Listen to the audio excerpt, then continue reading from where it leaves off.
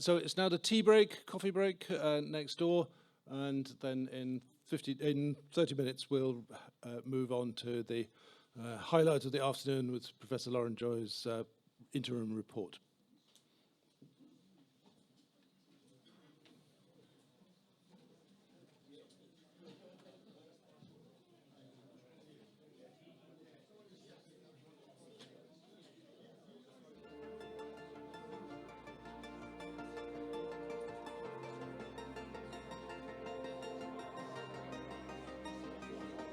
Thank you for your time, Richard.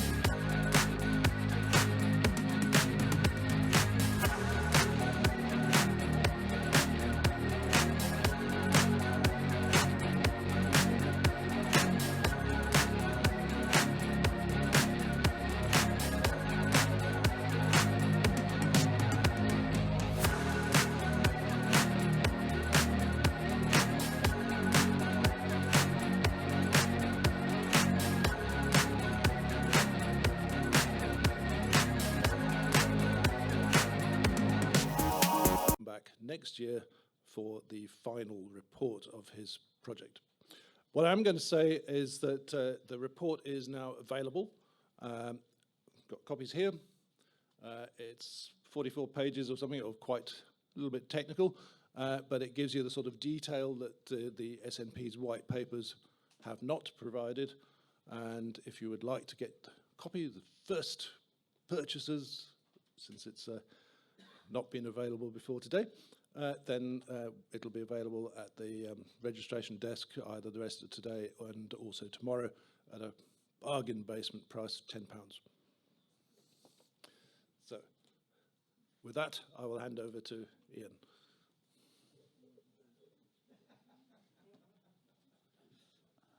Thank you, Tim. For those of you who were here last year, you'll know that my background is in banking, 40 years career banker. Specialism in the latter part of my career was in payments. I was director of Switchcard Services. I was also the UK's sole director on MasterCard's Global Advisory Board for all things debit cards. So it's with that background that I was invited to join the Scottish Currency Group, because payments are a critical factor in their move to independence. So that's my background. The one thing I would say is I hope you've all enjoyed the conference to date. Last year we did the how of setting up a Scottish currency. It's not that difficult. This year the focus has been on the why. And I think you'll agree with me that we've had some fantastic ideas. In fact, we could have called the Conference of Ideas, because that's really what we're interested in doing. We're not interested in issuing a currency just for the sake of it. We're interested in creating a currency to benefit the people of Scotland as we move forward. Now, the actual developing a currency plan for Scotland, in the more mundane sense, we meet every fortnight. The small group of people, dedicated volunteers, none of us are paid for the work we do. And my own involvement has been over the last 4 years. And the work plan we've had since I last addressed you last year, we've been, and I must mention this, we've just launched a new website, which I'd encourage you all to look at. Website that we're very, very happy with the new website. It's interactive, and thanks to all the team on the currency group, excluding myself, because as you can see, I still work from paper, but thankfully there are many more people much more capable than I am in new technology. So the website has been one of our key deliverables over the last 12 months. The other one, of course, is planning for conference. Tim has done a great deal of work in that and pulled together a fantastic number of people to present here. And of course, the big event for us all in the currency group has been commissioning Professor Laurentjoye to do this research into what would be the most beneficial currency proposition for an independent Scotland. The other things that we've been doing over the last years are influencing the movement.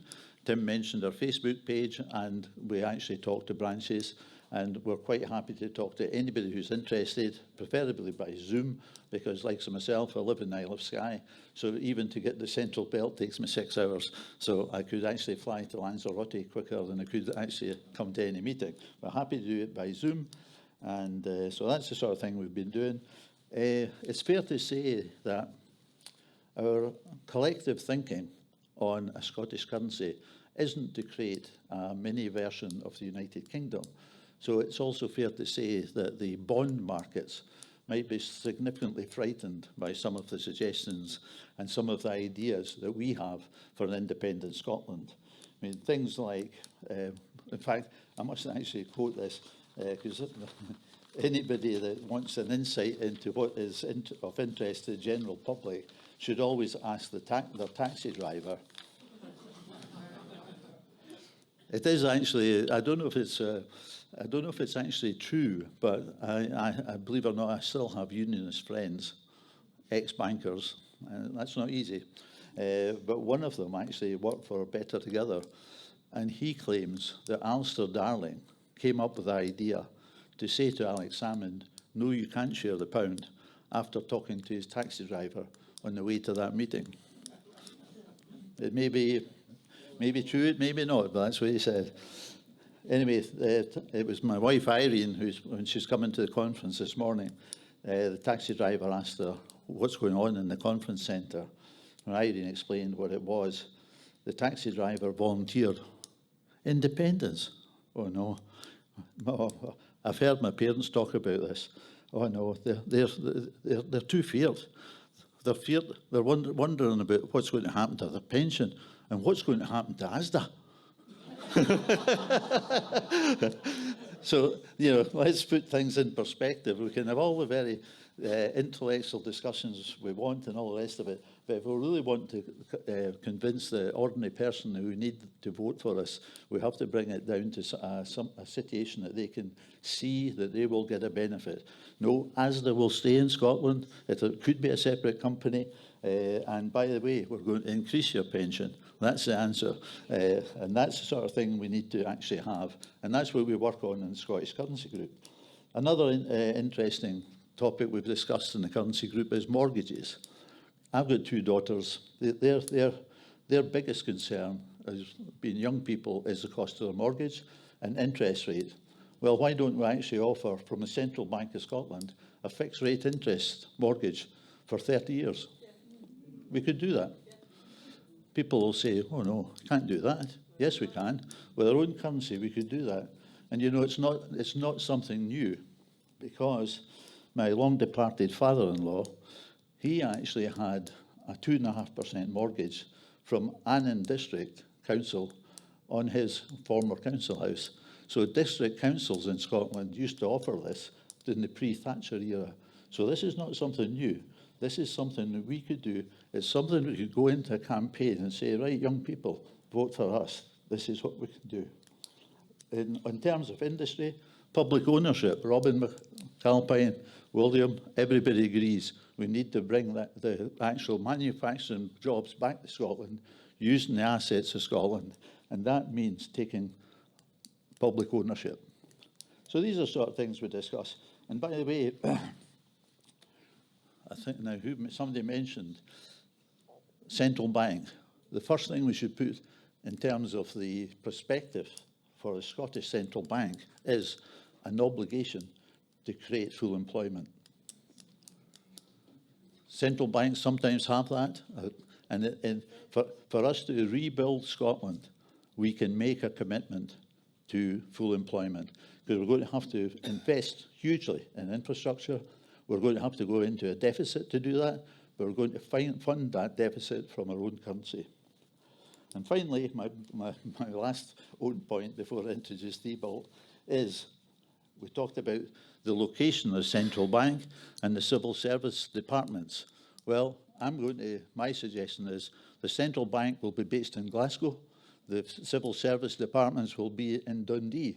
The last place they're going is Edinburgh. Let's put them into the yes cities, the cities that backed independence, Glasgow and Dundee. Well, that's me.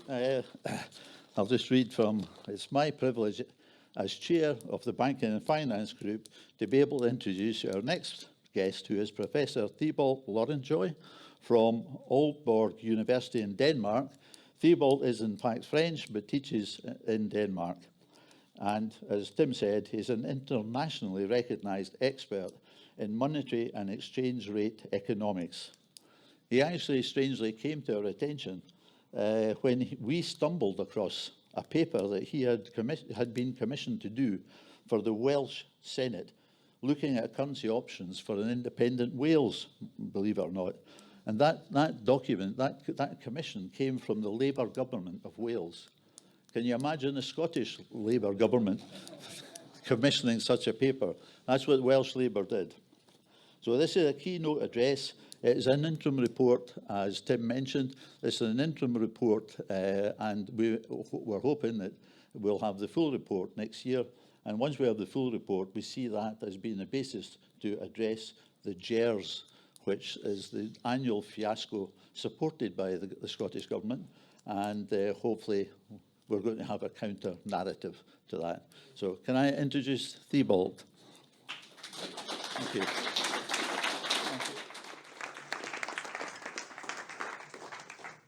Check. Is the mic on? All right.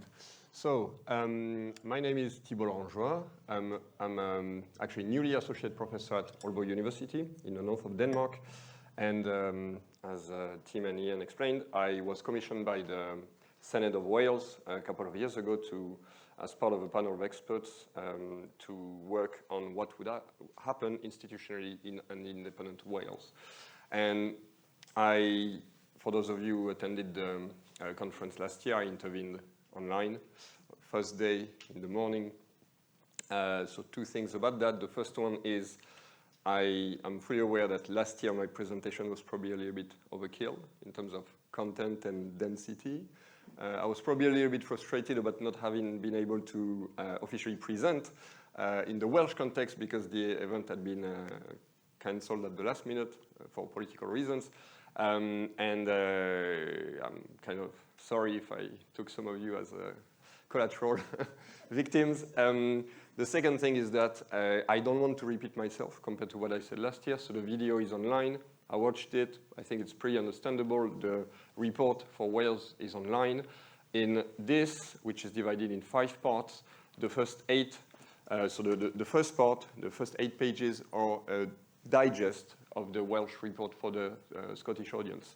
So for those of you who have read, feel free to ask questions after my presentation. My idea here is to first, I'm mindful that I'm intervening at the end of the day. You've already had to incorporate a lot. I know that when I'm at conferences, obviously the attention span diminishes as the day goes, so I'm not going to try and make you enter a semi-coma.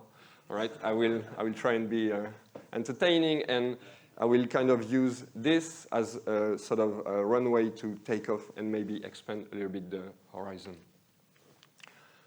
So what this report and associated presentation is not about, as Ian explained, it's not the finished version. It's not an overall policy plan or suggestions. This will need further work, including going through some of the official documents, including, for instance, the Scottish input-output tables, which, however incomplete, partial, questionable they might be, are nonetheless interesting. This will be part of what will be presented next year. And in general, my idea is not to provide anybody with something, well, take it or leave it. You know, I'm going to tell you because I know better, and I'm going to tell you exactly what to do. Obviously, we're in a democracy for better and worse. And the philosophy here is to just give you and give the general public information and, well, make of it what you want. My goal will be to try and, if not convince you, at least maybe change maybe some of your perspective on certain issues. So obviously today we'll talk about currency and we'll talk about monetary aspects. And this being said, feel free to ask any questions, and I'll be very happy to expand a little bit further if just mindful of the people over here, right? Yes, user experience, very important. Okay, so now let's imagine that in 2014, Scotland voted yes to become independent. Okay, so you probably feel a lot of joy. You know? Retrospectively, you think, oh my God, that would have been so amazing. It would certainly have been. Like, I don't have a skin in the game, right? So I don't have skin in the game. So I understand that how people would have found it amazing. But let's say, perhaps 5 years later, let's say pre-pandemic, because maybe the pandemic would have elicited exceptional responses that could have, in a way, benefited Scotland. But with an incomplete currency framework, Scotland would have likely, sooner or later, hit a kind of wall. So you would like to invest in infrastructure to obviously redynamize the country, get maybe more people to move back to Scotland from the UK. Well, at some point or others, you would have been hitting, stumbling upon liquidity requirements. That would have hampered your ability to invest. You would have had to delay plans. People would have been frustrated. The cost of borrowing would have gone up. You wouldn't have been able, without a central bank issuing its own currency, you wouldn't have been able to invest on it. You would have ended up like with probably quite stringent financial conditions. And maybe at some point, we told you it wouldn't work. Okay, obviously, I don't know. Maybe I'm completely wrong and I'm just trying to shock you, and maybe it worked. But it's a possibility. Okay, it is a possibility. All right, so for better and worse, take the opportunity of, well, having missed the first attempt to reflect on what could have been done best. And definitely one thing that could have been done best is on the currency side. I mean, frankly. And now, when I worked on Wales, I looked at what had been written, but I sort of selected to inform my understanding. Obviously, this time, preparing this report, so this is part 2 of the report, there's a 4-page survey of what's been said. Okay, it is not exhaustive because, for instance, Commonweal have issued many papers on the topic. I selected the 2018 report, which was my actually main source of influence on my work on Wales. But you can see how, for instance, Ronald MacDonald, 2013, 2014, 2022, Ian Hardy in 2022, basically academics all said, well, Scotland needs its own currency. Think tanks, Commonwealth, Scotonomics, Scotland needs its own currency. Like pretty much everybody said it, except the Scottish government. All right, now, there are precedents about that, about politicians and technocrats kind of creating their parallel reality, you know, in making up stuff on the basis of existing theories and recombining them like Frankenstein. There was something called the Emerson Report in 1991. The European Commission decided to have, well, quite good, young, relatively mainstream economists. They took the optimum currency area theory, part 5 of my report, which Mark Carney, by the way, used in 2014. But in 1991, they used the optimum currency area theory. They butchered it, recombined it in a meaningless way to show why it was so important for the Maastricht Treaty to go through. And basically what they did is they created this false narrative whereby economic shocks were only the result of policies. And they literally concluded, well, basically, the secret is, let's not have governments intervene. Well, that's brilliant. I mean, today we see it.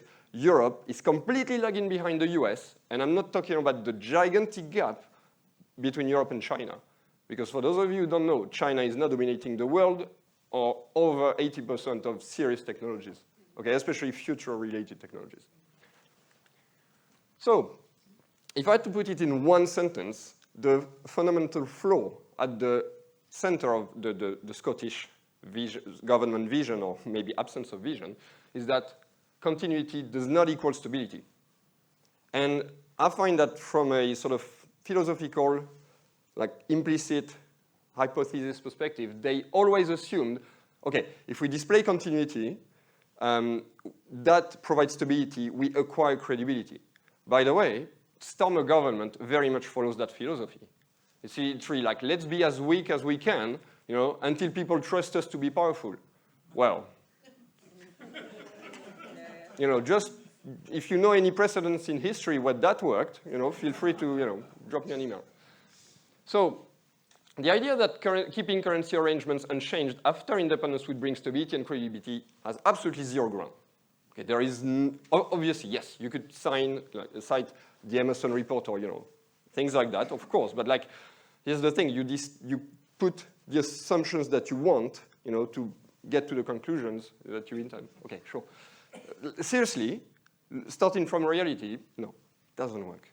And on the contrary, not adapting to circumstances would be a market, and markets know that. So you think you'd be acquiring credibility, markets would be like looking at you like, well, you're obviously naked and you're pretending that, you know, you were in a, you know, king costume. Like when the seasons change, you don't wear the same clothes, okay, unless you, I don't know, you have really no, you know, feeling of temperature, or I don't know. But we change clothes, okay? We adapt to circumstances. It's just normal, okay? That's what provides stability. It's the ability to adapt to changes in circumstances.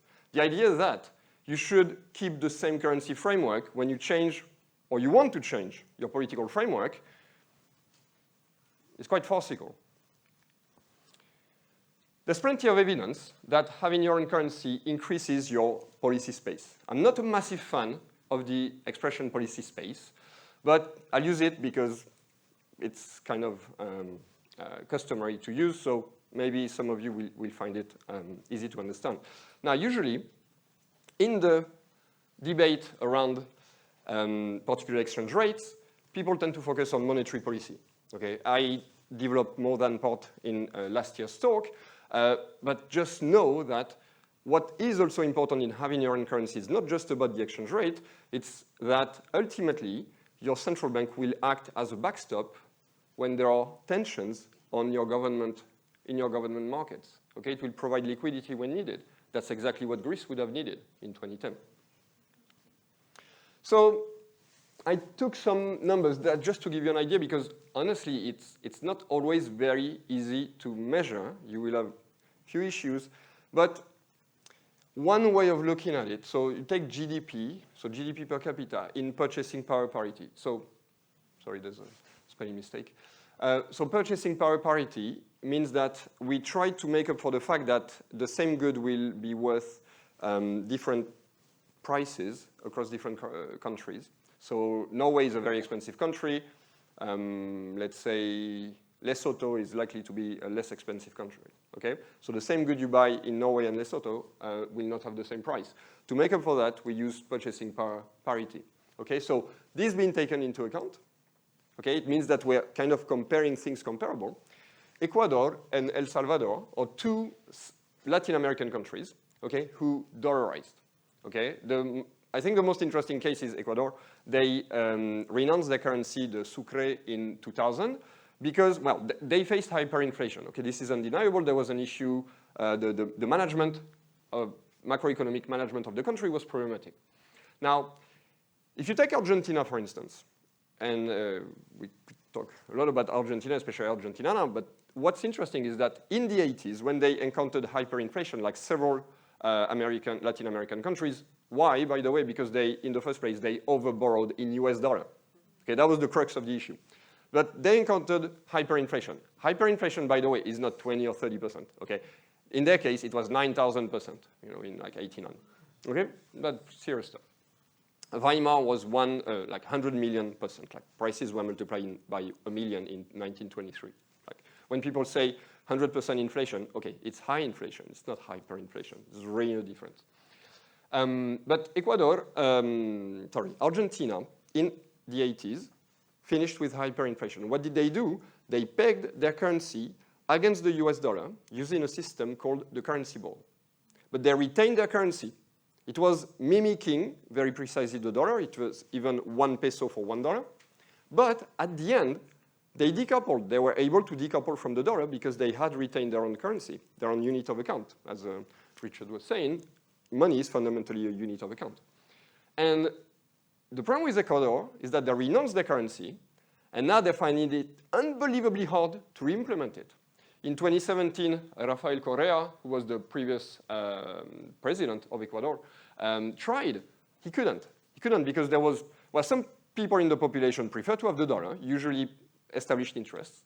And in general, it's very hard when people have the memory of the domestic currency being associated with instability, then you get rid of it, things stabilize from a nominal perspective.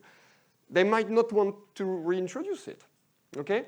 And it's actually not only did it fail, but in 2023, the IMF had Ecuador sign a memorandum whereby they said officially that they were not going to try and reissue their own currency. So Ecuador, we could talk about El Salvador, who some of you know now also accepts Bitcoin, as well as prisoners from the USA that Trump is illegally deporting. Those two guys are in that situation, okay? So they grew, okay? I'm not saying it just completely kills them. People's, oxygen disappears and, all form of life, is ancient history. No, but it hampers your abilities, and particularly anything investment related, which will require at some point huge investment and tensions on liquidity, is going to be discouraged. Because markets will react, and unless you can mobilize long-term benevolent, almost, liabilities, it's going to be hard. So, if I had to take a metaphor, using someone else's currency is like having a whole family live in a 500 square feet property with the inability to move the walls. Okay, it's doable. It's not exactly fantastic. using your own currency is like having a bigger place that you can expand, and on top of that, there's an outside, right? That's basically the difference. Okay, so the question is, what do you want for Scotland? Do you want to be this kind of dwarfed nation that remains dependent on the UK? Well, that's cool. Keep the pound. That's absolutely fine. I mean, if you're fine with that, go for it. If you're a little bit ambitious, if you think, well, Scotland has its own identity, deserves to be in charge of its destiny, and I'm not saying it comes at no cost, and there will be no effort in the process, but you need to go for your own currency. Like, that's necessary. Like, yes, you could earn, like, Santa Claus doesn't exist, right? So if you're realistic about it, you need your own currency. Now, a point, that's part 3 of the report, formal versus informal currency unions. So if you remember, the 2014 official position of the Scottish government was to have a formal currency union with the rest of the UK, whereas it's in the 2018 that officially they said, well, we'll have temporary standardization, which is an informal union, informal currency union. Now, apart from the fact that the UK government said, get lost, would this have been better? Because you can legitimately ask, well, but, hypothetically, if the UK had said, okay, all right, let's have this formal currency union, wouldn't it have been a better option? And, well, that's worth asking. Yeah, definitely. Why not? Well, just remember one thing. Scotland, England, okay? In terms of votes, unless they go European style where, one country equal one vote, which, by the way, has other issues, but it's not the debate. But, okay, it's very likely that Scotland, plus Wales, plus whoever wanted to have their own currency, would not, in a formal currency union, effectively, they would not have a voice, okay? Now, let me introduce you to the Greek trap, because there's a precedent of a country that goes to hell in a formal currency union, okay? So, what I call the Greek trap, which, by the way, is a concept I wrote in the first version of the Welsh report. But the problem was I was a little bit too critical of the European Union. I'm French, and I think my country did not exactly benefit from the euro area. That's obviously why I became a specialist on the optimum currency area theory. But the concept fell off the report. And I only realized recently, and I thought, that's really a loss, because that was actually one of the starting points, and I was actually quite pleased with it. So I thought, well, I'll definitely make it in that one. So that's why part 3 is internal versus external adjustment, avoiding the Greek trap. So what is the Greek trap? It's a situation when you're part of a formal currency union and the monetary authorities stop being cooperative. It's literally that, okay? All right, there'll be a few pictures. So this dark blue line is the same metric as what I showed before, with the different countries. So it's the GDP per capita of Greece. So this is the financial crisis. This is austerity. So you can see a bit of a drop. Okay, in PPP terms, it was actually worse in nominal terms, but that's a serious drop. You don't have many instances in recent data, okay, except countries at war or experiencing very damaging earthquakes or natural. This is completely exceptional, this kind of drop, okay, especially in a European country. This is the rate of unemployment in right-hand scale. So the rate of unemployment went from overall just under 10% to over 25, nearly 30%. What I'm not showing here is that it disproportionately fell on young people and on women, okay? It was an absolute disaster. Socially, it was absolutely terrible. And, well, we could even add that the people that were, quote unquote, at the core of the problems of Greece, particularly the ship owners, were virtually untouched by any of the measures. So it was, from a fairness perspective, zero. Now, this is the public debt to GDP ratio in purple on the right-hand scale, and the primary deficit of the government, which means deficit before payment of interest. I will come back to this one in a second. But just that, okay? what was the point of austerity in Greece? Oh, those bloody Greeks, too much debt. You know, we're going to give them a good spanking, and their debt will reduce. Impressive. I mean, that's a beautiful reduction. Okay? Right. This is literally what happened. Why? Well, because maybe you managed to reduce the public debt. We could go in details. It required a haircut on the private creditors. But no, what they really did is they squeezed. Okay? No, I don't want that. Knock, knock. Yes? Okay. Thank you very much. But really what happened is GDP was squeezed. And nominal GDP was squeezed by almost 33%. Okay, it became 2/3 of what it had been just a couple of years before. And that's why it was already too high at around 100%. Well, it just went, nearly 120. Well, it went to 180. Okay, so much, okay, for reducing public debt. All right?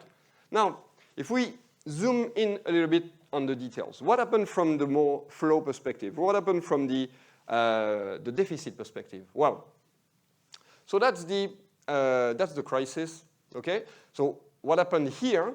Well, first of all, like anybody, there was a crisis, meaning there will be less tax receipts. You might have to pay more for everything benefit related and so on and so forth. Also remember, Greece is a touristic economy. Okay, so every economy under the sun that was export-led, this applies to Germany as well, suffered more during the GFC than more less export-dependent economies. But Greece was extremely export-dependent through the export of a service called tourism. And it became even more dependent on tourism after the crisis, because that's pretty much was the whole reignition strategy was based upon. But let's leave that aside. Now that figure was very low. Okay, it was a severe deficit, and we could discuss whether some additional percentage were the result of some political constraints. All of these are discussed in part 3 in quite some details. There's a box on the Greek crisis with a lot more detail than I will venture here. But what's interesting is, indeed, the primary deficit improved. And it even translated to a surplus for some years. And if you remember 2015, this is when Varoufakis became the finance minister for 6 months, and he said it. He said, well, virtually right now, Greece has a primary balance turning into a surplus, and same on the current account side. So really, that's when he said, well, we should try and go, he didn't say issue on currency, but he suggested using that fiscal currency, if some of you remember, which is a little bit in between. But interestingly, you can see, in spite of reaching a surplus, the debt kept going up, just because, well, when you've got a debt that high, and also all the way the debt was managed, because what you need to realize is that from this point on, and for several years, most of the Greek public debt was off markets, okay? So what happened? First, we created the European Financial Stability Fund, the EFSF, okay, to take most of the Greek public debt. Then there were bilateral loans from governments to Greece, okay? So meaning France, Germany, Italy, and then maybe not Italy, but France, Germany would borrow, lend to Greece. Now, they made some money in the process, but the thing is, markets were not facing Greece, okay? At no point did they think, oh, I'm lending to Greece. No, they were lending to France, Germany, and so on. And as I said, it was in 2012. That's why, so this, you see, this micro reduction is because we applied a 50% haircut, okay, to all the government bonds of Greece that were held by private investors. Now, it was, in proportion of the initial debt, it was significant. In proportion of how much the debt had inflated, especially as a proportion of GDP, it became almost insignificant. I mean, for those of you who remember that haircut, like this is what it translated into in terms of reducing the overall public debt. Like much fuss was made about it. This is the reduction, okay? Now, then they were more or less stable, although they were managing to achieve a surplus, then this is COVID, and since they managed to reduce, now interestingly, they've consistently been above 2%, closer to 3% of inflation. And actually, this is the interesting part, so here I'm showing the primary deficit. Now you need to add the interest, okay? With interest, they're in more negative territory. So actually, if you look here, what you see is that Greece have gone to a more, well, stimulating approach. And that's why their public debt to GDP ratio is finally falling, okay? So the reason why they're finally succeeding is by using the exact tools that had been imposed upon them during the austerity period. And the final thing I want to show about Greece is the interest rate, but I'm not showing the central bank interest rate. I'm not showing the 10-year government yield, which I will show later for a panel of countries. I'm just taking the total interest payments on the public debt, which I divide by the gross public debt. All the data so far is taken from the IMF World Economic Outlook. So after the crisis, as I said, the debt was taken off market. So basically, that's why, that whole period is somewhat weird. It's like, well, it's not really reflective of the underlying situation. But what is really interesting is that when the Greek public debt finally came back to the markets around here, well, it kept declining, and especially here, so 2021 is where it reached the lowest point. That you know what happened? I mean, you probably know what happened at that point. There was something called the Pandemic Emergency Purchase Program. So the ECB incepted its fifth QE, if you wish, because there had been 4 put together in 2015. They were called the Asset Purchase Programs. And there was a fifth one, which was like a combination of all 4, but smaller scale. But what Lagarde, Christine Lagarde, who was still is the head of the ECB, said is Greece, which was not eligible to central bank purchase, became eligible again because of the pandemic. So what this did is it basically pushed interest rates downwards. And guess what? At this point, rating agencies looked and said, Greece is safe again. So they improved the ratings. Greece became investment grade again. And then financial newspapers titled, you see, after a decade of effort, Greece made it back. No, it's almost single-handedly because the ECB said we're going to purchase Greek public debt again. It's entirely based on eligibility to monetary policy operations, which is why it's important to have your own currency.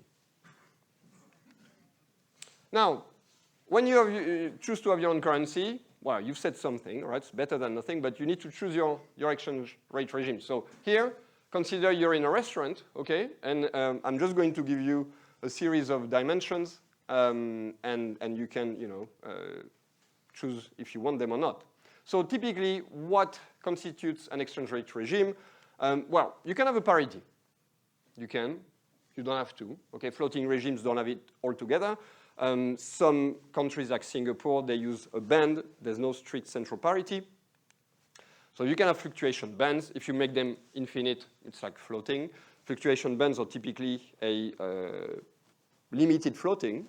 But again, if you make it infinite, it's like floating. You can decide against how many currencies you want to fix your currency. And actually speaking with Tim over the last days, I was reminded because for some reason I went down the rabbit hole of only considering the pound sterling, but it is definitely something which Wales and definitely Scotland need to consider. Like, how do you want to design your basket? Because through doing that, you actually give much more flexibility to your currency with that newspaper saying, oh, you see, we're collapsing against, yes, but we're following a basket of currencies. So we may be depreciating or devaluing against the pound because, well, the dollar is doing so, okay, or the euro. Then something which, in my opinion, has been completely underrated since it was invented. It was put forward by John Williamson, a British economist, although he said he had read about it in the FT some years prior. It was never reused except in Portugal. It was never reused in European countries, but crawling. Crawling is a series of micro adjustments. So let's say you want to progressively devalue your currency by, let's say, 3% over a year, you can implement, could be monthly, weekly, daily, micro devaluations. Okay? It works quite well because it's readable for markets, and yet you have adjustment. And honestly, I do not understand why it's not been taken up more, because I do find it quite clever. The last point is the degree of information disclosure. Now, most countries do not really play with that. There's a major exception, and that's almost single-handedly why I came to consider it so important, but it's Singapore. Okay, Singapore is the richest country in the world. Okay, so when you look at them, I'm not saying it's all down to the exchange rate, but, well, put it that way, their exchange rate regime is not that terrible, that it prevents them from, being viable economically. But what they do, okay, they don't have a central parity. So they have fluctuation bands. They don't say how wide. They have a currency, a basket of currencies. Sorry? Okay. They have a basket of currencies, which is supposed to be based on trade, but they don't reveal the coefficients. And the bands crawl over time, but they don't reveal the speed of crawl. Okay, so from the external perspective, it's as good as floating, but you do see that they intervene because their foreign exchange reserves move. Okay, so they have a target, they have a framework, and they manage. Clearly, I mean, they're good. So markets trust them. Yet, they provide as little transparency. I mean, they're transparent on the principle. They're not transparent about the details. I think that's quite powerful. Why should you be X-raying yourself all the time for markets who, when they have the occasion, will come to attack you like vultures? So I'm just saying this is one opportunity, and especially in the real transition part where you won't even be dealing with the European Union yet. Why not? So those different dimensions that I showed, this is how what corresponds to them in terms of adjustment practices. So this is the parity adjustment. So this got terrible rap, okay, in Britain. This is typically what Bretton Woods was about, okay. The band adjustment, this is what happened after the EMS, well, not for Britain, but for France, for instance. There was an enlargement of the band width. The last thing is the rate of crawl. So let's say initially you devalue at a certain speed, you can increase the speed of depreciation over time, the series of micro devaluations. A point that I'm not going to make here explicitly, but I talk about in the report, that's part 4. What's the difference between devaluation and depreciation? Devaluation is a political act. So devaluation is this. You take your central parity, typically, or your bands, you move them. Okay, that's devaluation. That's the political act. What is depreciation? So your exchange rate moves, okay, within the bands. The exchange rate has a life of its own. Unless you make the upper bound and the lower bound the same, then there's a zero corridor, meaning the central bank intervenes to keep a purely targeted. It's never really happened in history. Even China, when it was super tight against the US dollar, even Denmark, which is quite tight against the euro, leaves a margin of fluctuation because you kind of get some information from the market which can be useful. So there's always a band. So the exchange rate will move inside the band, okay? Now, this is what depreciation is about. Depreciation is when the exchange rate goes from here to there. So you can have a depreciation without a devaluation. When you have a devaluation, well, there will be an implicit depreciation, okay? But these are two different principles. Devaluation is political. Depreciation is a market phenomenon. Okay? Is that clear? All right. Now, that's just for the fun of it. So I mentioned Ecuador, Salvador already. Something important to emphasize is that UK regions or Eurozone countries taken individually, well, you can say they have a hard fixed regime today, okay? But the UK as a whole or the Eurozone as a whole float, right? So this is what, in my opinion, could be a little bit better when, for instance, the IMF does its classifications, or it's the fact that, and sometimes I would say when we have certain conversations around foreign exchange regimes, and I hear people saying, yes, but France and Germany are floating. Well, the euro area as a whole float, but the extent to which European, German or French actions will have an impact of the exchange rate is somewhat debatable. I mean, they're big, but they're not 50%, the two of them, of the total. area, okay? So it's a little bit more, you need to look at the two levels. So a point that I make, and that's the end of part 4 of the report. So if you take Britain, and I'm very serious about this, if you take Britain, you have in this country, okay, I don't want to get killed, okay, so all right, I'm going to say this country, not this nation, okay, because Scotland is a nation, I'm going to say the country is the UK. Can we agree on that? All right. So just saying that there is unconsciously, in the collective unconscious, there is a tendency in the UK, okay, to completely misunderstand what intermediate rates are about. So let me go back one sec. So these are intermediary regimes, okay? You have hard fixed regimes. At the other end, you have floating. But in the middle, you have a variety of regimes which are called intermediary, which I would argue have a fantastic track record. I mean, Bretton Woods, for most countries, okay, the UK was a little bit the exception. But for many countries, Bretton Woods worked well. Okay, you can say we were extracting from the third world. Okay, all right, I get it. But China, okay, China was not so much extracting from other people at the time, a little bit, but mostly being extracted from. And I mean, they registered a growth which, frankly, is they're the record holder of economic growth over 25 years, for a country that size. And they were using an intermediary regime. Okay, I think there's a real case for intermediary regimes. Now, the problem is that the UK has a bad habit. I will come back to it in a second. So there are two types of considerations when you choose a currency regime. The first one is economic situation. Typically, I would say, beware. If you have a current account deficit, pegging is not a good idea, okay? Because sooner or later, you're going to run out of foreign exchange reserves, and it's going to be acrimonious, but you'll have to devalue, okay? So that's one thing. But the other one is more psychological, and I'm being very serious here, okay? Are you ready to use an intermediate regime as such, okay? Or do you say, oh, yes, it's an intermediate regime, but the way you're behaving is using it like a fixed peg? Because that's exactly, particularly in 67 and 90, that's exactly what the UK has done, okay? And generally speaking, there is, in the UK, okay, if you look at the 20th century, okay, it's a graveyard of like currency mismanagement, but not for the reason that you might think. It's basically a tendency to systematically overvalue the currency and defend it like a badge of honor. Okay, and this happens after the First World War. Oh, we're going to go back to the pre-World War parity. What for? Oh, we're going to destroy 20% of the economic activity in the process. Great stuff. You carry on. So Keynes wrote a few papers and books about that. Then you have Bretton Woods.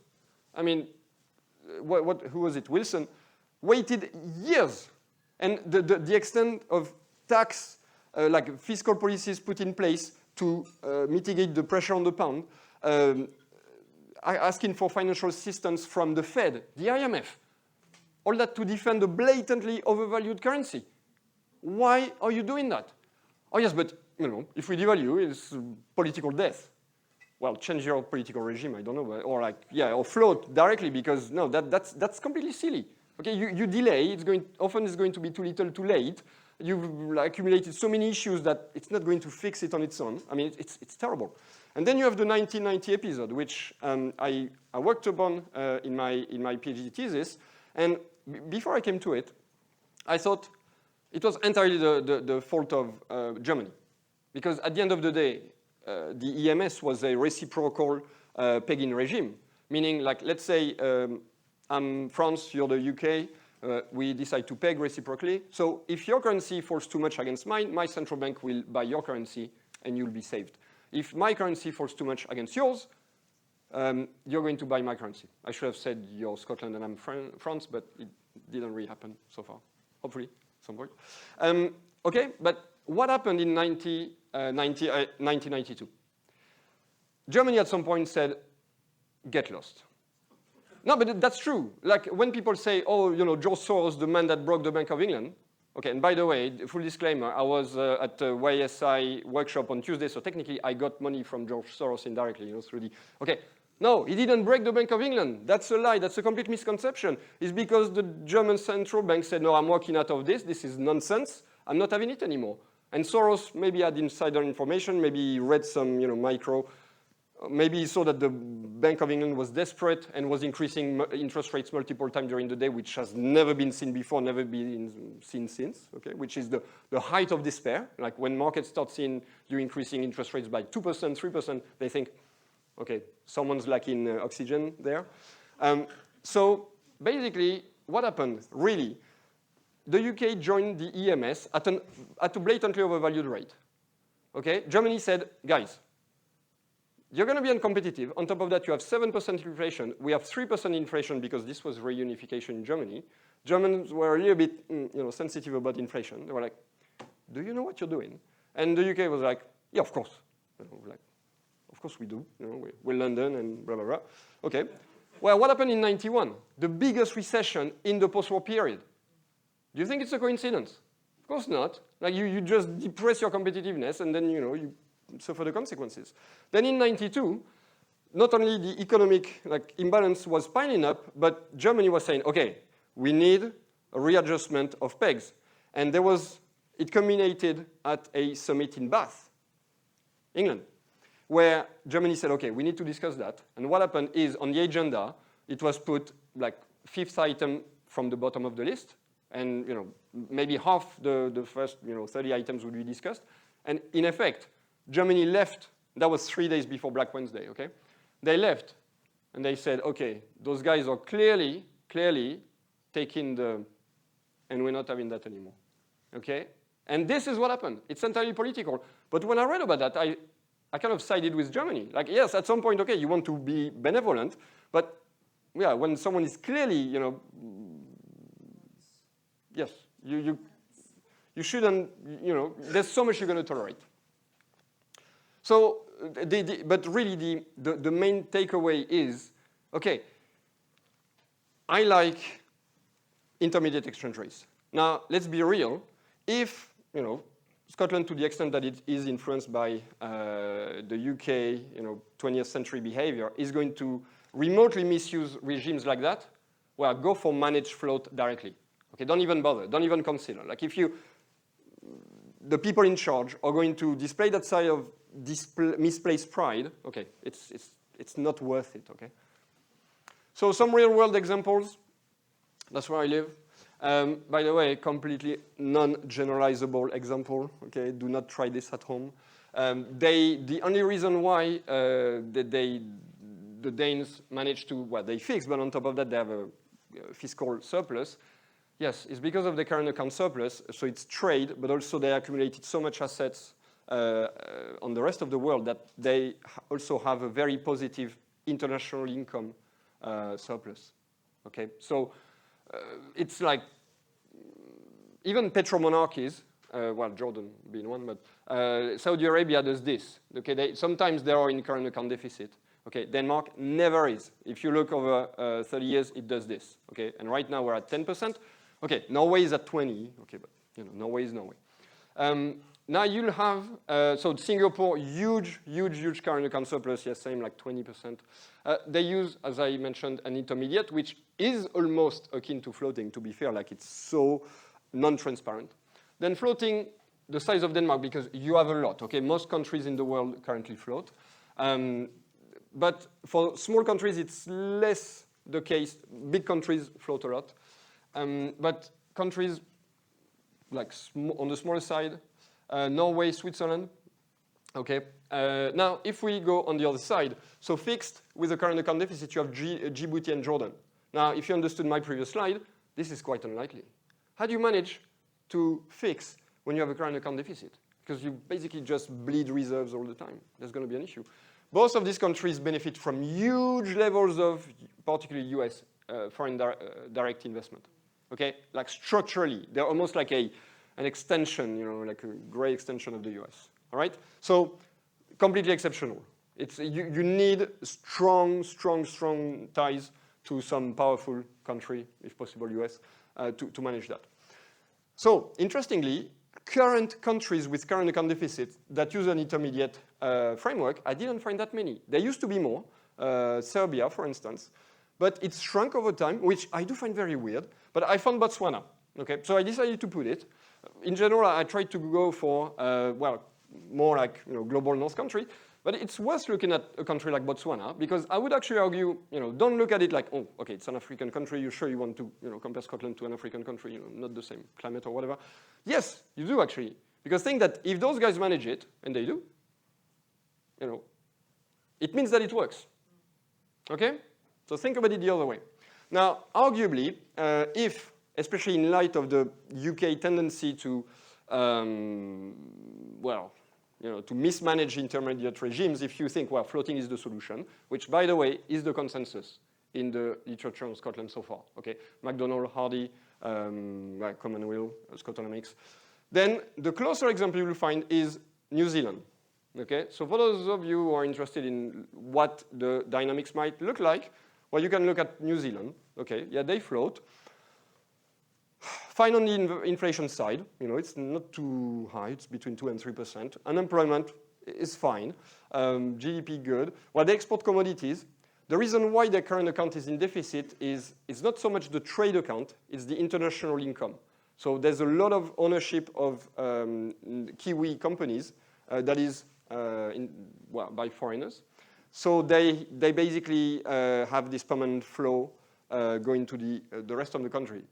It's pretty worth noting that Scotland is almost exactly in this situation. Okay, so it's extremely likely that yes, the current account deficit will have the same profile as New Zealand. So, and this is something I didn't know. It's over the last months when I was working on the report that I found out about it. Okay, so yes, it may be. It's always good to look at these countries, and definitely, I mean, this one is quite creative, but this is arguably one of the closest looking. I know that they don't border England, which obviously makes quite a big difference, but hey, All right, so how much time do I have? Because this is the end. I've got 4 slides. Okay, all right, we go. All right, so now something that I'm going to do, I'm skipping the last part of the report. So the last part of the report, part 5, is the more academic part. It's about optimum currency areas. So I added it because I realized that Mark Carney, who was the governor of the Bank of England in 2014, used the OCA, so optimum currency area framework, okay, to discuss the Scottish case. And this is, well, something I'm an expert of.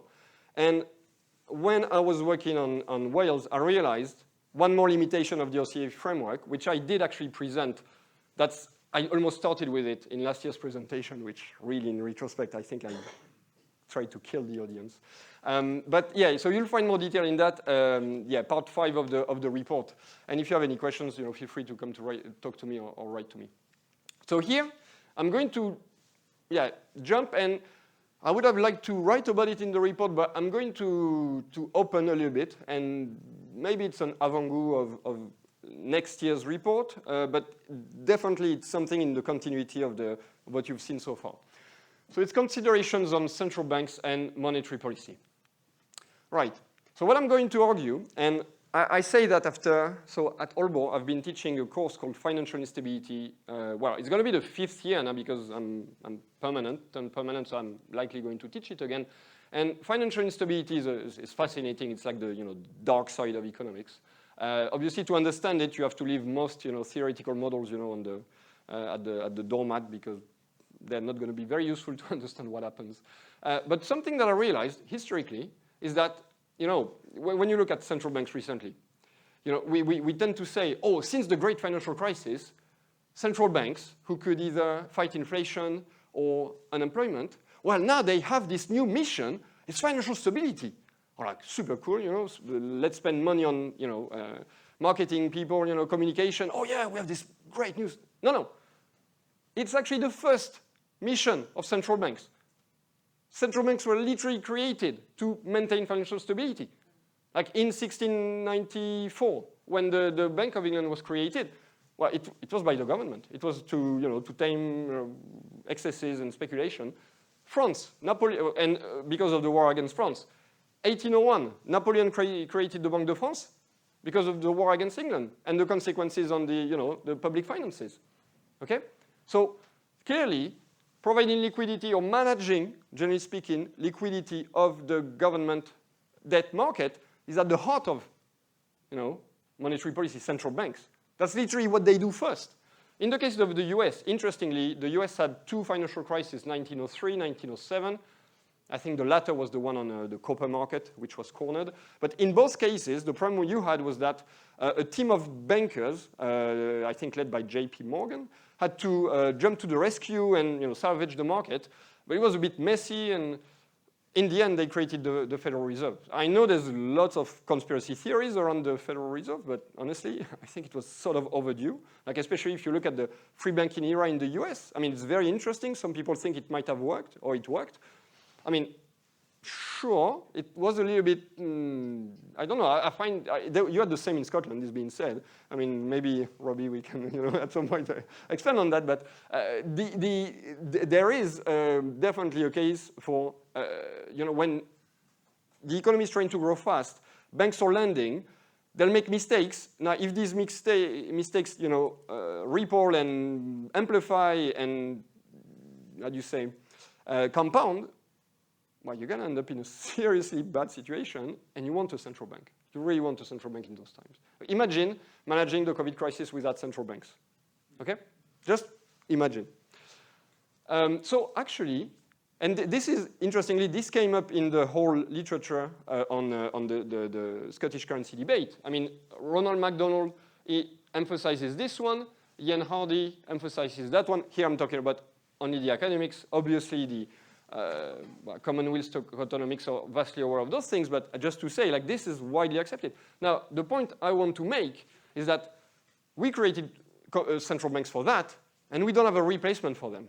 Okay, every time, like in the euro area crisis, when we tried to use other governments, to provide financial stability to Greece, I mean, sorry, like it was a little bit costly. Like the central bank could have done it straight. I argue that fighting inflation or unemployment is a very modern creation. To say, oh yeah, that's what central banks are going to do, or contribute to, and making them often the monopoly fighter against inflation. And it's mostly because they believe that if you influence on the quantity of money, you're going to influence prices. I didn't put any chart here, but I could provide you plenty of charts where the quantity of money does this, and prices do that. Okay, it doesn't work. And still today, okay, the main driver of government bond yields is the central bank interest rate. Like, if you want to simplify, government bond yields or central bank interest rate plus a margin, which is usually positive. Now, interestingly, during the COVID period, for euro area countries, for instance, it turned negative. And I think maybe in the UK, you did have some negative yields in the UK? Did you? No? No, okay, right, no. But if you look at countries like France, Germany, the part almost to the maturities from 0 to 10 years turned not only negative, but they went below the central bank rate, which is, from a logical perspective, nonsensical. But it's because central banks had two channels of intervention. They could, on the one hand, set their administered central rates, like the equivalent of the base rate in the UK. And on the other hand, they would, through their balance sheet, they would stimulate the demand for bonds and reduce the yields on those bonds. And what they did is with the latter channel, they maintain rates, well, in the euro area, negative but not too negative. But using the purchase channel, they went super heavy-handed and moved yields into more negative territory than the central rates themselves. Okay, now they've gone back to normal. The yield curve is a little bit more normal looking. Okay, but still, I will argue and I will try to show you with the next two slides that it's not markets, because we love to, that narrative with, oh yes, the markets are anticipating this, so or the government and central bank have to, adapt. No, it's not the case. It doesn't work that way. And it's not the public debt levels, and it's certainly not the rating agencies. Okay, so first chart. On the x-axis, the ratio of public debt, gross public debt to GDP. On the y-axis, the interest rate as I calculated before, so the total interest payments divided by the total public debt. All right, so let's forget Japan for a second. you say, oh yes, there's a positive relationship, right? Undeniably. Right? Okay. If you put all the, it's more like there's no real, but Japan. Okay. Now some people will say, yes, but Japanese people, they hold 95% of their public debt. Well, so do Italians. So what? Okay. So no, it's just because the interest rate in Japan is super low. Has been forever, and they bought so much debt that, well, the average, because that's what I calculated, the average interest rate is low just because of historical reasons. Okay? Now, the US has been increasing. I mean, this is, I won't say worrying because at the end of the day they can always print more dollars, but I'm not saying I side with Trump against Powell, but like make it maybe. But okay, now seriously, the UK, initially I wanted to talk about QT, but I thought I'm going to kill the audience and run out of time.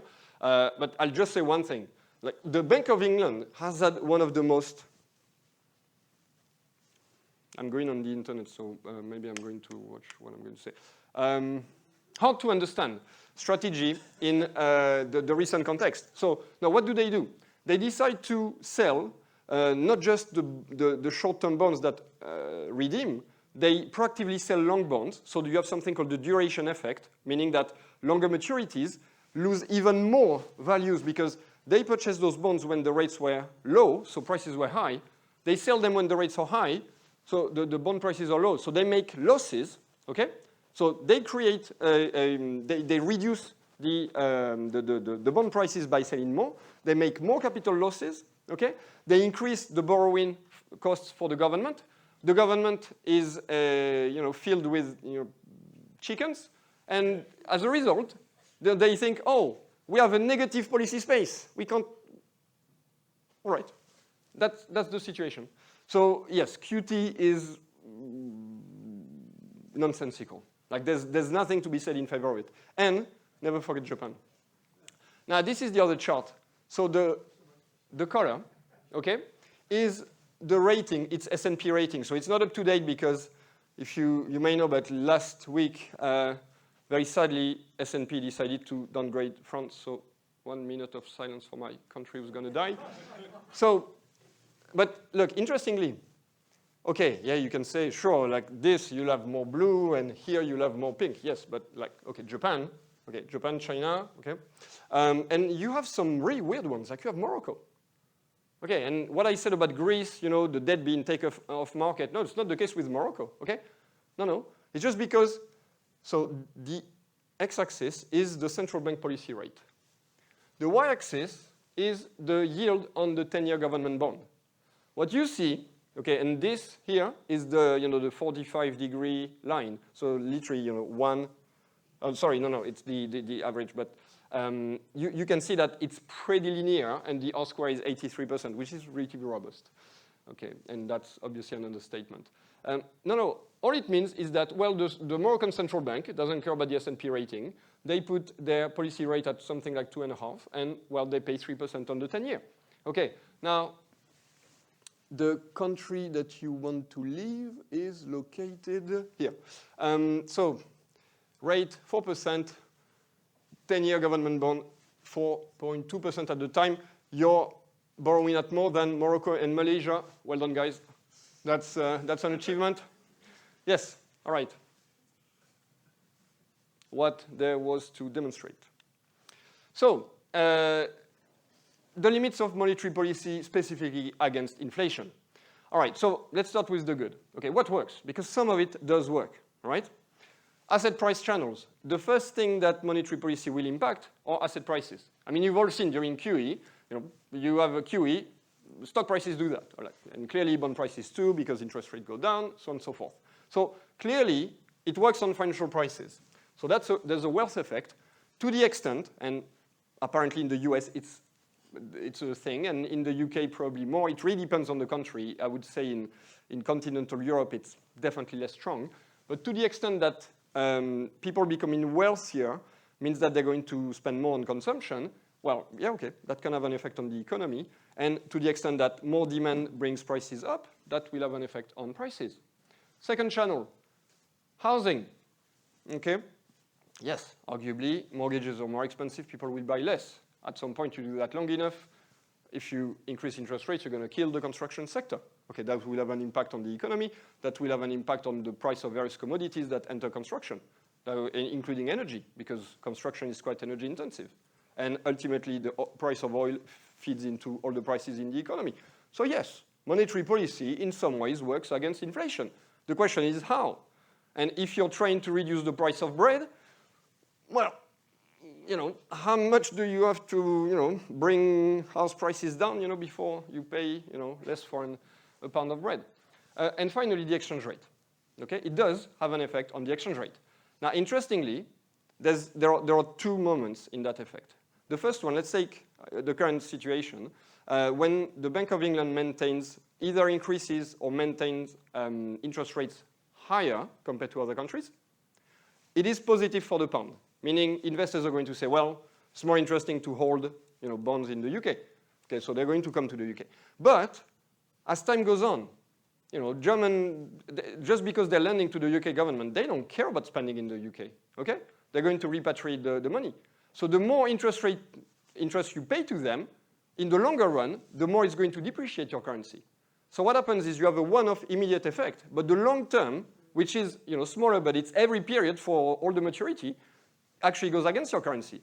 Now, if you look at the GBP against the dollar, at the moment, it's been depreciating, and the euro, it's been depreciating for a year, because you've entered that period when, okay, great, you've borrowed super expensive, it's costing for your poor government who's on the verge of, your nervous breakdown and, heart attack. But on top of that, yeah, now you're depreciating your currency because the income is being repatriated to foreign investors. So it's a two-edged sword. Now, something to consider. There are sectoral asymmetries, and it's pretty important to consider. I'm kind of baffled. There is ample empirical evidence, yet we still teach students by default that when you increase interest rates, people are going to just curtail consumption. Okay, and people who don't have enough income to consume in the first place, they're going to. Are you being serious? No, it's very differentiated. It impacts financial prices first, also housing prices, but most consumption items, the effect is not statistically significant. All right, and that's the thing. Monetary policy, interest rates are supposed to be used to fight inflation, defined not as the change in the price of financial assets, but as the consumer price index. It's a complete mismatch between means and goal. Like if they said, oh, we're going to target housing prices, yeah, that would work better. Consumer prices, you're literally saying, oh, let's try and influence the part of the subset of the overall price level that reacts the least statistically to what we do. I mean, you're really trying to make your life hard. Now, importantly, monetary policy also works the wrong way. And there are two channels for that. Okay, so the first one, don't look at the screen, look at me. You're a company. Wages increase. What do you do with your prices? You increase them. Okay. Second question. The price of energy increases, like oil prices increase. Your energy cost increase. What do you do with your prices? Up. Third question. Your bank decides to charge you more financial cost. What do you do with your prices? Yes, it's called the cost channel. Higher rates means higher prices. Okay, it's a one-off. It will not be continuous, but to the extent that it feeds into other prices, can be delayed in time. Second channel, it's been more and more acknowledged, well, greatly thanks to the, Warren Mosler arguably has been pushing it, and I hear more and more people, they don't cite Mosler, but they do cite this, especially in the context of the US, the income channel. So there are people who pay the interest, but there are people who get the interest, okay? And to a certain extent, it's an income. There may not be a huge propensity to consume on those interest incomes, but they're going to spend some of it. And especially as you accumulate over time, that will be spent at some point. So to a certain extent, it does feed into demand. This one is more on the supply side. This one is more on the demand side. Now, I'm sure you'll believe me, you do not really see any mention of those existing and documented channels on central bank websites. You do find it in the old central bank research papers, but at no point on the official pages about monetary policy channels are they mentioned. So that's the state of the situation. You have central banks that try to affect the part of the price level that they target the less. They can directly target the less, and you can have some like counterbalancing effects. Just, food for thought. So possible replacement could include, and here I'm really saying, well, look, if you're going to create a new state, new central bank, well, you do what you want with your monetary policy framework. There literally will not be anyone to tell you what to do. Okay, so that's definitely something. You have this fantastic space, to think about what to do when you launch the thing. So let's just very simply distinguish two possibilities: demand-led inflation, supply-led inflation. When you have demand-led inflation, well, typically, you want to increase the, anything that's going to reduce disposable income. Because if you think it's demand-led, so income tax, that's the one historically in the post-war period, that's what we would do, increase income tax. To the extent, especially if it's inflation related to housing, okay, well, then maybe the interest rates make sense. But if inflation is driven by, the price of, fruit and vegetables, as opposed to cars, because cars can be bought on finance, well, fruit and vegetables, I have a hard time believing you'll achieve anything with the interest rate. Okay? All the more as, on top of that, it's something which is vital for people. So even if you reduce their disposable income, I would argue, they will probably still spend on food, and curtail other spending. Okay? So sometimes there might even be inflation that you cannot really fight, in which case, maybe actually subsidies would be the way. But the other possibility is supply-side inflation. So this has come to the fore in recent years because, COVID, supply chain disruptions, war in Ukraine, higher oil prices. Like central banks say it, well, these are supply-side shocks. That's why initially central banks didn't react. They said, we're trying to see through. Well, they were very unlucky. It has to be said that Vladimir Putin decided to invade, his backyard. In the immediate aftermath of the COVID crisis, it created this sort of like, two things. And at some point, not to lose their credibility, they had to intervene. Did they make a difference? Not really, because if you look at the inflation dynamics, what happened is it started going down for purely mathematical reasons. Because if you increase the price, you have an inflation, obviously. But once the price stays the same, well, 2 years later, by definition, inflation is zero. Okay? Your prices are still higher than before, but and it's mathematical. It's called the base effect. And most of the reason why inflation went down is due to that mathematical effect called the base effect, which, a 12-year-old can understand. So, but nonetheless, there are tools against supply-side inflation, especially when these are recurring or when they could propagate to different parts of the economy, particularly energy shocks. One of them is subsidies, which the IMF relabeled unconventional fiscal policies. Yeah, but it's true. And no, by the way, and I'm not kidding, I used the term 2 months before the IMF published their thing. It's in it's called Junge Welt. It's a Marxist German newspaper. I was kind of inspired. It must have been like in the zeitgeist to use that in the conclusion, but it was not like in an academic thing. And 2 months later, I see the IMF. So I don't know, have I been unconsciously influenced or, but I would argue, like, it's not bad. It's a bit, catchy. But the idea is, usually fiscal policy, if you increase demand, if you increase spending, it's deemed to be inflationary, right, through the demand channel. Here the idea is you increase government spending, but actually you exert a deflationary influence through the cost channel. And the IMF, in their 2023 paper, so it's Lee and Quarters, did argue that this actually impacted prices like negatively, so reduced inflation, more than monetary policy in Europe. They said it. So it's official. These subsidies work better against supply-side inflation.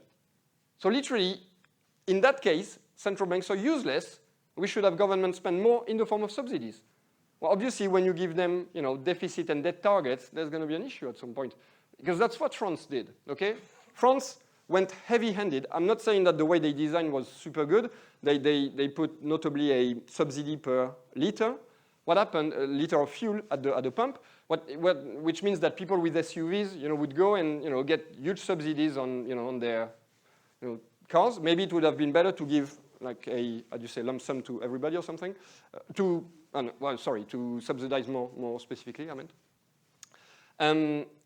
But the problem that France now has is, if you think about it, France spent more, okay, so it increased deficit, it increased public debt, and at the same time it limited inflation. So the public debt to GDP ratio of France has doubly suffered because of those policies. Okay? They increased the numerator and they did not allow the denominator to increase as much, which would have reduced the overall ratio. So basically now you have this crisis, this fiscal crisis in France, which is a complete joke. Okay? We have a political crisis, without a doubt. People say Macron should, resign, and that's, sounds sensible, but he's not going to do it. So we're going to have a, proper political crisis for another 18 to 20 months. But on the fiscal front, now we're fine. I mean, at the end of the day, come on. I mean, let alone the fact we're, nuclear power with all the geopolitical weight it carries. I mean, unlike Greece, unlike the UK, we have borders with 8 countries. Okay, like the day we decide to make some noise, we can cut, trade between countries and all. Let's be serious, okay? Nothing is going to happen, all right? It's all in our heads. But basically, subsidies worked in France. Okay, and France and Spain. And it's not a surprise that the countries, with the exception of Japan and Switzerland, with completely different countries, but the countries that recorded the least inflation at the peak were France and Spain, who implemented the most those measures. So they work.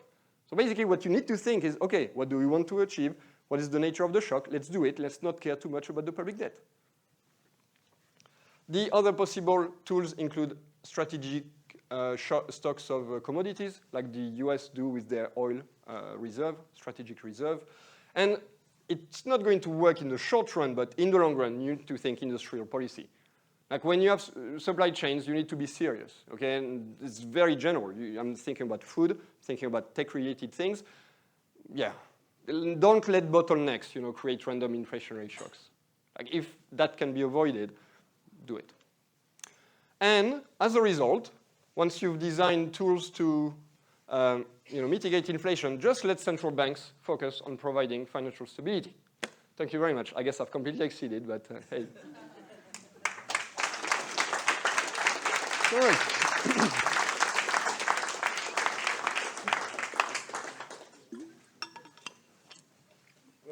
I think it's quite obvious that you've just spent an hour in the company of one of the world's experts on monetary policy and exchange rates. So I hope you found it illuminating, and that when we get the final report next year with the recommendations for what we should actually do in Scotland as we become independent, then you'll know that those have been prepared by somebody who actually knows what he's talking about. So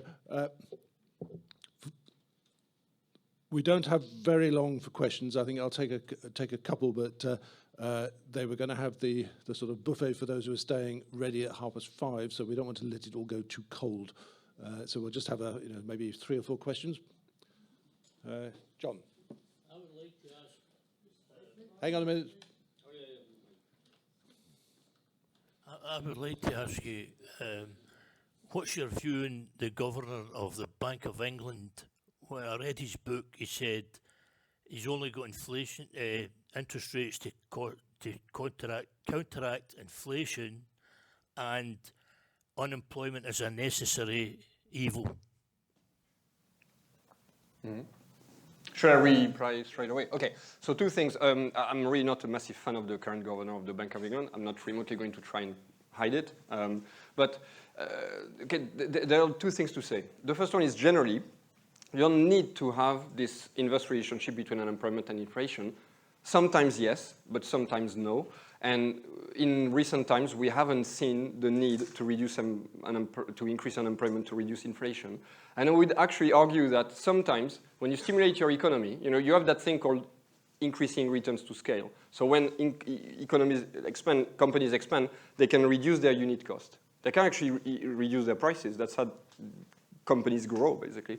So in that case, if you do that, if you do it well, over the long run, you should actually observe, if you do it well, you could even observe an increase in employment and a reduction of stabilization, reduction of inflation. So now, obviously, it's a short-term trade-off we're talking about. Depends the nature of the inflation. Okay, but the second thing that I want to say, because I'm very lucky to have been able to read a report by David Barnes at the London School of Economics, who has informed a recent speech or piece by an op-ed by Swati Dhingra, who's one of the members of the current Monetary Policy Committee. I think she's the only non-British member of the MPC. It's interesting if you compare the British inflation and the Irish or European inflation. There's 1%, give or take, but we roughly have the same baskets. Okay, the thing that changes is the weight. And interestingly, you may know there's currently an issue in Africa. In Western Africa, there's a drought, and this has affected the price of chocolate. What turns out is the coefficient, so it's very technical, but the coefficient of chocolate in the British consumption basket is higher than it is in Europe. So for that reason, that particular supply side phenomenon, okay, which happens in Africa, okay, impacts inflation more in the UK than it does in the euro area. Now my question is, how does the overnight rate on the interbank market in the UK, how is it going to solve a drought in Western Africa? If you have an answer. Yes, no, so I don't think what they're doing is very sensible. And on top of that, what I described, the cost channel, yeah, I think it's playing big time in the UK. I do think this country has reached a point where typically landlords are starting to pass through interest through rents to tenants. And yes, it is problematic. They should cut rates. They should massively cut rates and stop that nonsense. Yes. You've just highlighted how terrible monetary policy is in terms of its desired effect on the economy. So why do we not just get rid of it at all and have 0% rate on interest and try and manage inflation through a full employment policy? Now, you know that's the two likely recommendations that will come out of the paper that Warren and I are writing, but could you argue against that or for that, please? The truth is I don't have any strong argument against that. As far as economic incentives and all are concerned, I mean, the argument that I hear, I can't remember, I do think he's a British commentator, a very erudite man who said, yes, it's really an issue that the price of money, okay, has gone down so much because it's feeding into people's impatience. I don't know, I just don't think that, people are just watching the interest rate on their, smartphone and thinking, oh my God, it's gone down, like 0.1%, I'm going to, buy 3 more pairs of shoes. And in general, I mean, in the UK, like you had a very, I mean, at the end of the day, we should be at complete full employment and we should be completely overheating the economy if it really was true that, people spend like animals when interest rates are too low. So I would be very sympathetic, at least from a scientific perspective, as an experiment. Maybe the only thing I wonder is it fair, at least for a portion of savings, of monetary savings, to say to people, we're going to sort of, it's an insurance against inflation, if you wish. So should you do that, but like targeted, or saying just the first X, pounds or whatever? But no, I don't have any strong counter argument against your proposal. Another one, back.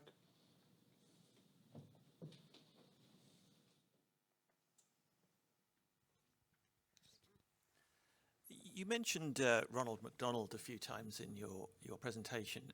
His view is that an independent Scotland would require its own currency because it would need to devalue quite substantially. Do you agree with Ronald on that? Well, that's interesting because depending on the paper you read, it doesn't say exactly the same thing. It does say that on the whole, but what I want to emphasize is if you remember my slide with the 5 different dimensions, one of them, he talks about a managed float or a crawling peg. He may even talk about a crawling band. And then he says against a basket consisting of different currencies. And again, if at some point GBP does that, or like GBP does that, dollar does that, you're using an average of the two, well, you'll be depreciating against the GBP, but it still follows your... Now, what you're talking about is what will have to happen.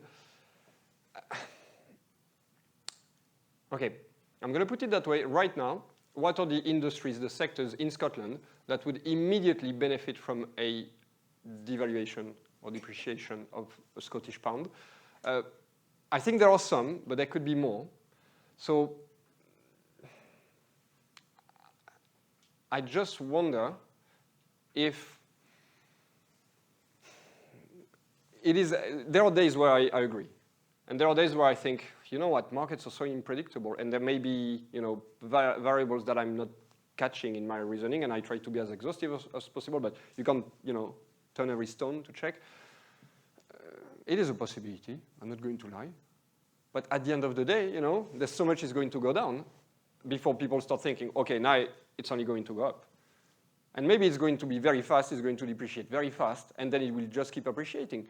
And you know what? People don't look at the past. They will just think, okay, now it's going up.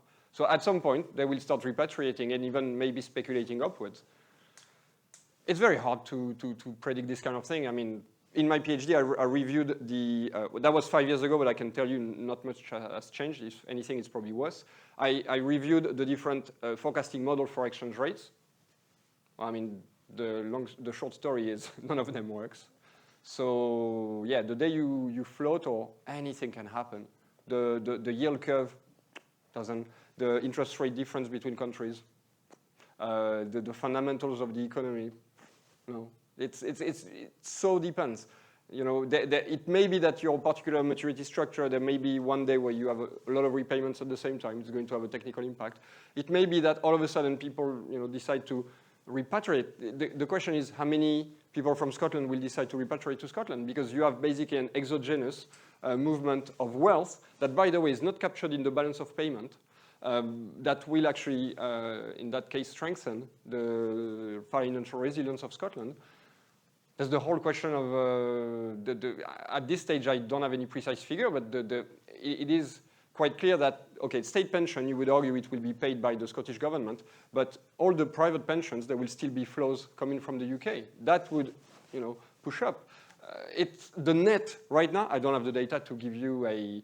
I will never, like, you know, say, oh, I can definitely tell you it's going to be that anyway. But I, even at this stage, lack the data to remotely answer your question with a, you know, 10% of the precision I think you would ask for.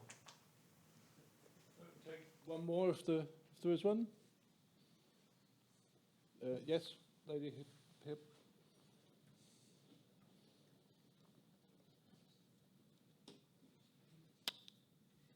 Yes, we're told by successive governments that the Bank of England is independent. And I would say that they use that as an excuse for inaction because they don't actually know economics at all. So what would be the situation in Scotland? Would we determine that the Bank of Scotland is independent, or would we actually admit that it is actually a tool of government? And one of the reasons I think it's particularly important is that I never voted for the Bank of England.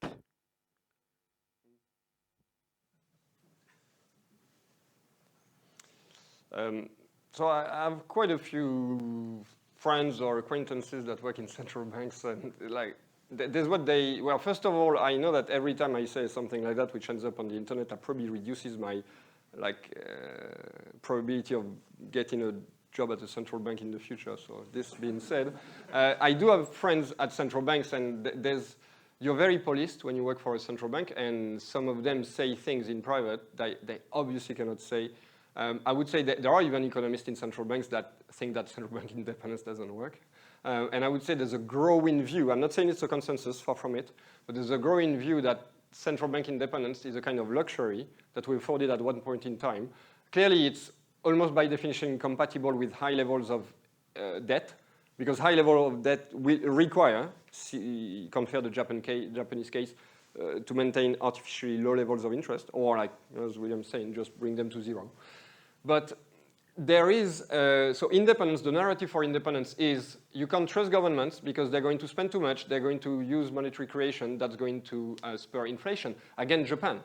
If you look from 1991 to today, well, they've consistently run a deficit. And by the way, if you look from a sectoral balance perspective, they had a current account surplus most of the time. They run a deficit, meaning the private sector is gorging, like their saving is like through the roof. But they have significant fiscal deficits. The central bank not only buys government bonds, it's also the main buyer of ETFs to maintain the whole private pension system afloat, okay? And have you seen inflation in Japan? No. So, right, so basically the rationale is there. And one last thing I'm going to add, you have probably heard about the Weimar inflation, and the official story is, oh, the Germans, spent too much money. The central bank was printing money like there was no tomorrow. No, what happened is there was speculation on the exchange rate. That fed into imported inflation, which fed into domestic inflation. And the central bank, when people go to their bank, they need to borrow. When companies produce and the price of what they need to buy has increased, they need more credit. So you need more money. So the causality went that way. And actually, the state-of-the-art method for it, one of the methods is called the Granger causality test. So there are issues with that. I'm not going to discuss it. But the point is, in that particular episode, all the tests are absolutely clear. The causality, the Granger statistical causality, went from prices to money, not money to prices. So it was actually exchange rate, prices, money. Okay? And it was documented at the time by some of the greatest economists alive, including Albert Aftalion. Now we've rewritten the whole history. It doesn't make sense. Then we say, oh, it's because of that Nazis arrived in power. That was 10 years later, and in between there was deflation. But my point is, the Bundesbank was independent at the time. Okay? Okay, well, I'm sure you'll join with me in thanking Professor Laurentjoye for all he's been doing.